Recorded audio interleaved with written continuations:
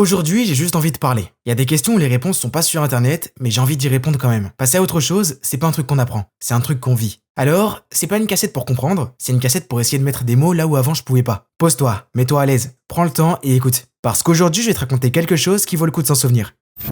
Salut, moi c'est Dédé, et bienvenue dans la cassette numéro -1. Ouais, c'est bizarre. C'est une cassette négative qui suit pas la continuité des autres. Mais c'est normal. Ça fait 1 mois que j'ai rien posté parce que je fais que de cogiter sur mon projet pour le rendre meilleur. Mais derrière, je le travaille beaucoup. J'ai plein de nouveautés en tête et les cassettes négatives en font partie. Mon projet, c'est de répondre à toutes les questions que je me pose sur ce monde. Jusque-là, on est d'accord. Sauf qu'en réalité, j'ai compris qu'il y avait deux natures de questions qui demandent des manières différentes d'y répondre. Utiliser la tête et utiliser le cœur. Il y a des questions qui demandent des recherches avec des faits appuyés et prouvés, et d'autres questions qui demandent une compréhension de soi-même, un partage de son ressenti et de son vécu. C'est ça les cassettes négatives. Juste moi en train de parler avec ce que j'ai tiré de ce qui m'est arrivé parce que les réponses, elles sont pas ailleurs. Bon, on est parti. Il y a un truc qu'on t'apprend pas à faire à l'école. En fait non, il y en a plusieurs mais je vais gérer ça après. On te parle d'équations, de photosynthèse, de grammaire, mais jamais de la vie. Et en particulier du moment où quelqu'un que t'aimais devient un souvenir. Alors, comment passer à autre chose? Je pense que ça peut arriver à n'importe quel moment. N'importe quel âge, qu'on soit jeune ou adulte, peu importe la durée de la relation et qu'on ait de l'expérience ou pas. Ça peut concerner un deuil, une rupture amicale, d'amour ou familiale. Déjà avant de commencer, il y a une notion qui est compliquée à se mettre en tête et qui nous inquiète tous. Pour faire simple, on s'en fout du temps que ça prend.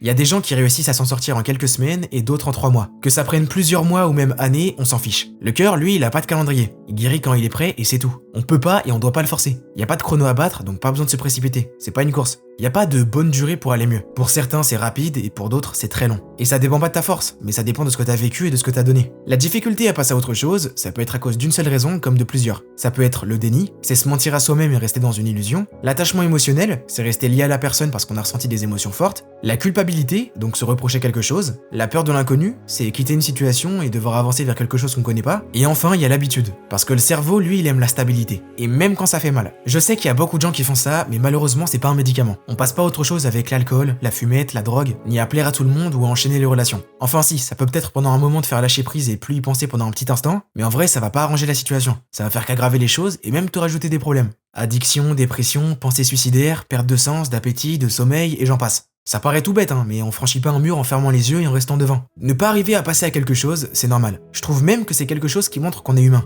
Ça prouve que cette personne, cette relation, ce lien, ça a beaucoup compté pour nous. C'est une sensation bizarre, comme si on contrôlait pas le corps. On a beau donner des ordres, le corps lui il suit pas. On se rend compte qu'on est juste spectateur et qu'on peut pas tout contrôler. On n'arrive pas à en parler. Des fois on trouve pas les mots, des fois c'est compliqué, des fois on pense qu'on n'y arrivera jamais et des fois on a l'impression que personne peut nous aider ou comprendre. Alors, vu que moi j'ai réussi, je vais essayer d'en parler comme je peux. Parce que même si on est tous différents, je pense qu'on se rejoint sur certaines choses. Ce que j'ai vécu, ça concerne l'amitié et l'amour. Donc c'est normal si c'est la base de ma structure. Mais je pense clairement qu'on peut s'y retrouver avec un deuil ou un lien familial brisé. Pour moi ça rejoint la même branche. Bref.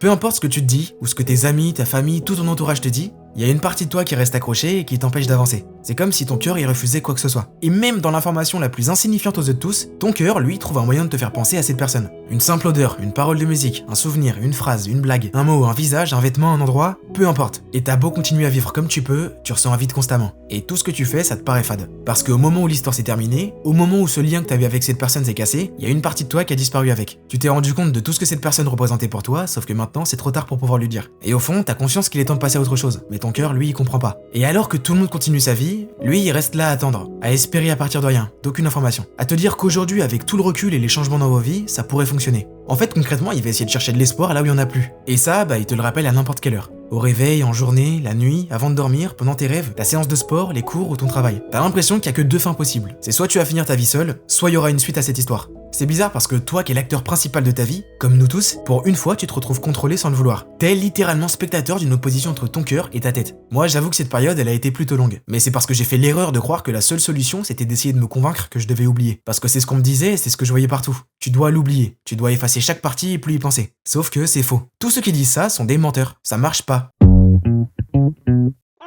Moi maintenant, je pense qu'il faut partir d'un principe simple dans la vie. Tout ton corps est censé vivre ensemble, en accord. Donc c'est important de s'exprimer et de s'écouter. Et je parle même pas de parler à quelqu'un, je parle de te parler à toi-même. Peu importe le moment où tu te rends compte des choses, donc de l'importance de cette personne dans ta vie, que ce soit rapidement ou des semaines ou des mois après, le plus important, c'est d'être sincère avec toi-même. Quand une histoire se finit malgré nous, il y a souvent 2 réflexes. Le premier, c'est de vouloir comprendre. Tu refais tout dans ta tête. Qu'est-ce qui s'est passé? Pourquoi maintenant? Et qu'est-ce que j'ai fait de mal? Et le deuxième, c'est de vouloir revenir en arrière. Tu te dis que si vous reparliez, si tu changeais un truc, peut-être que ça pourrait repartir. Et justement, on n'en sait rien. Il y a un flou. C'est totalement possible. Donc, faut être sûr. Si t'as envie de réessayer, de retenter ou de juste parler, je pense que la meilleure des choses, c'est de le faire si tu peux. Pas dans la précipitation, hein, mais dans le respect, la sincérité et surtout si c'est raisonnable. Ça dépend de chaque histoire et si ça a le mérite d'être mis sur la table. Soit ça ouvre un dialogue, soit c'est vraiment fini. Dans tous les cas, en faisant ça, ça te permet de t'enlever le fameux regret et si j'avais essayé. Si t'écartes pas cette possibilité, ça va toujours revenir dans ta tête. Et ça, c'est la meilleure excuse pour espérer. Rien qu'en faisant ça, tu poses la base de l'escalier. Je pense que la chose la plus importante, c'est d'accepter que c'est fini. Je sais que c'est compliqué, mais il y a un moment où on peut plus se mentir. On a déjà essayé, ça veut pas. Et on peut pas forcer quelqu'un à vouloir ça. Je parle pas d'y croire tout de suite, mais juste de pas fuir cette idée. Simplement réunir ton corps, ta tête et ton cœur et poser ça sur la table. Parce que tant que tu restes dans l'idée que ça peut revenir, tu bloques ta guérison. C'est l'équivalent de continuer à courir alors que tu viens d'avoir une fracture au tibia. Ça va jamais guérir. C'est important de mettre les choses au clair si tu peux le faire. Parce que sinon, tu restes bloqué dans une illusion qui arrivera jamais. Et tant que tu y crois, tu guéris pas. Parce que c'est refuser la réalité. Et cette vérité-là, cette réalité, tu peux essayer de l'ignorer, de la fuir, de l'oublier et l'éviter, et finira toujours par revenir.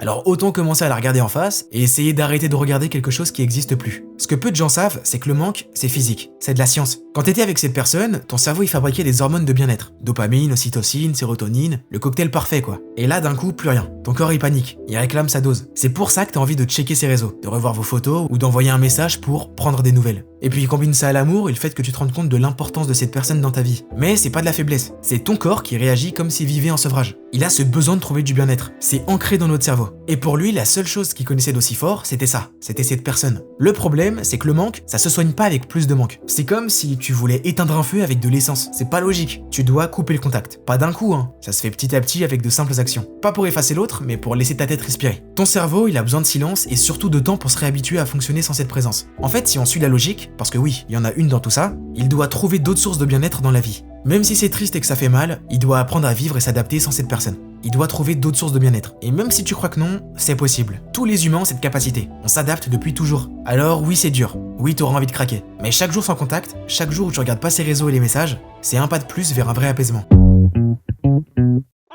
Après, logiquement, va arriver une étape étrange. Tu te lèves, tu fais ta journée, tu vois des gens, mais tout te paraît un peu fade. C'est normal, c'est ton cerveau qui compare encore ta vie d'avant et ta vie d'après. Mais c'est aussi le moment où la reconstruction commence. Petit à petit, tu vas remplir ce vide. Pas avec quelqu'un d'autre, hein. Ça, surtout pas. Mais avec toi. Tu vas redécouvrir ce que t'aimes faire seul, les trucs que t'avais mis de côté, les amis que t'avais un peu oubliés et les projets que t'avais laissé traîner. L'objectif, c'est pas de redevenir comme avant, mais c'est de devenir nouveau. Parce qu'après une rupture, t'es plus la même personne. Et c'est une bonne chose. Faut essayer de tirer le maximum de leçons de la relation. Je vois ça un peu comme un deuil. Et comme dans tous les deuils, faut traverser la tristesse. Pas la contourner. T'as le droit d'avoir mal. T'as le droit de pleurer, de repenser au bon moment et de te dire et si. Mais faut juste pas que ça prenne le dessus. Je trouve que souffrir, c'est la preuve que t'as ressenti quelque chose de vrai. Mais aller mieux, ça veut pas dire oublier. Ça veut juste dire que t'arrêtes de vivre dans le passé. Et puis un jour, sans prévenir, tu penseras à cette personne et ton cœur il battra normalement. Tu te sentiras plus vide, juste une sorte de paix. Tu repenseras à tout ça et tu seras simplement juste en train d'espérer que cette personne soit heureuse. Peu importe où elle est et avec qui. Et un matin, tu te rendras compte que ça fait plusieurs jours que tu y as pas pensé. Et ça, ce sera la preuve que t'auras changé. Que maintenant, ta tête et ton cœur commencent à vivre sans elle. Et grâce à tout ce chemin, tu sauras mieux ce que tu veux et surtout ce que tu mérites. C'est ça, passer à autre chose. C'est pas oublier l'autre, c'est te retrouver toi. T'apprends à aimer différemment, à aimer mieux et surtout à t'aimer toi. Alors oui c'est long, oui c'est injuste, oui on aurait aimé que ça se passe différemment. Mais la vérité c'est que la plupart des gens ont besoin d'un événement suffisamment impactant pour prendre du recul et prendre conscience des choses. Ça arrive même souvent trop tard. C'est pour ça que c'est important de savoir se remettre en question pour devenir une meilleure version. Et pour tout simplement pas répéter les mêmes erreurs. En réalité, on passe pas à autre chose d'un coup. On passe à travers autre chose. On apprend à vivre avec ce qui nous manque. On se concentre sur nous, sur ce qu'on aime faire et sur la direction qu'on aimerait que notre vie prenne. Pour finir, il y a deux trucs dont on parle rarement quand on essaie de passer à autre chose. Le premier c'est le pardon.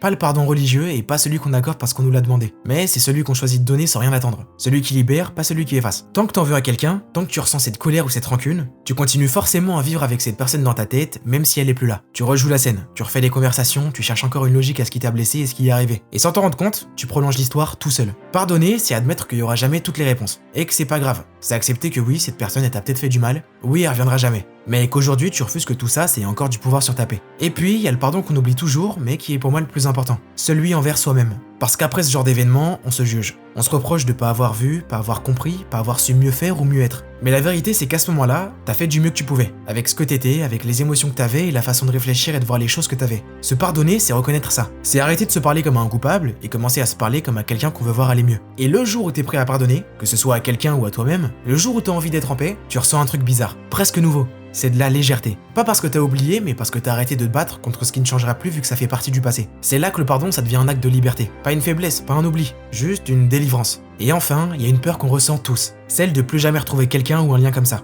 T'as l'impression que plus personne te comprendra de la même façon, que tu ressentiras plus jamais cette connexion-là. Et c'est normal. Mais ce qu'on finit par comprendre, c'est que tu retrouveras jamais la même chose. Tu retrouveras autre chose. Différent, mais pas moins fort. Tu trouveras ce qui te correspond vraiment et ce qui sera prêt à évoluer et grandir avec toi, peu importe ce qui se passe. Et c'est ça qui fera la différence. À la fin, la nostalgie que tu vas ressentir par rapport à tout ça, elle aura plus le goût de j'aurais aimé. Mais ça aura un goût du genre, c'était des bons moments. L'amour que t'as pour cette personne, il aura pas disparu. Il va juste se transformer en de la bienveillance. Et surtout, faut pas oublier une chose qu'on oublie trop souvent. On n'a qu'une seule vie. Attendre dans le vide d'une personne qui te considère plus ou qui peut plus être là, c'est passer à côté d'une histoire différente qui serait peut-être la dernière pièce de ton puzzle. La fameuse pièce qui nous manque et qui nous donne la sensation d'un vide. Alors, comment on passe à autre chose? Peut-être qu'on passe pas. Peut-être qu'on apprend juste à être autrement. J'espère que ça t'a aidé. C'était Dédé. Au revoir.